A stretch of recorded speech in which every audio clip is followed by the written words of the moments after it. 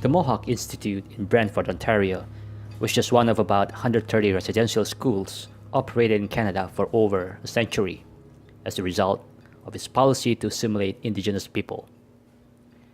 Native children were taken away from their homes and communities, stripped of their cultural identities, and banned and punished for talking in their own languages. Indigenous others share personal stories on the impact of the schools and paths to reconciliation. I'm Anishinaabe and I didn't learn about it in school. Plus I was adopted and raised by a white family, so I found myself at 27 years of age having to learn about who I am. I still catch myself now doing or saying racist things about myself. I've had to learn about myself because I've lost it all. My grandmother went to residential school, and all my sisters who were raised even on the reserve, they don't have their language. People were scared. They buried their cultures. They were scared to talk about their culture, scared to speak their language. My family, I didn't really discover I was Native till I was in my 40s because they kept it a secret. It has to be told. Part of the truth of reconciliation is telling that Sir John A. Macdonald, though he did all these good things, also started up residential schools. Sir John A. Macdonald was Canada's founding father and first Prime Minister. You'll find his name mentioned in the Truth and Reconciliation Commission report released in 2015. When the school was on the reserve, the child lived with his parents, who are savages.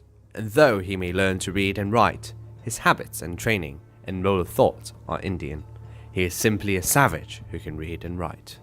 The commission was set up to find the truth about the history and legacy of residential schools, offering 94 calls to action and urging all levels of government to change policies and programs to repair the school's devastating effects.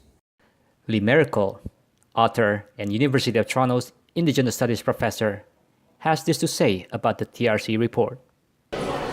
Well, I don't think that there's any truth that came out during the reconciliation. And I think that the truth is that this is a colonial state, that it's a mother country, that we don't have nationhood within it, that everything is decided about us and not by us. And that's unacceptable to us. If there's no truth, there's not going to be any reconciliation. Give me my country back and I'll be happy to reconcile with you. Tanya Talaga, author and Toronto Star reporter who focuses on Indigenous issues, talks about progress being made. Well, if we're all going to be living together in one country, we all have to get to know each other. And for a long time, there was, it's been one-sided, who we're getting to know. So I'm heartened that people's eyes are being opened up now and are starting to take an interest. And it's little things, though, like curriculum being changed. So you learn about real Indigenous history, not just cowboys and Indians. I mean, that's the change that needs to happen. It needs to happen from a very young level, from kindergarten and up.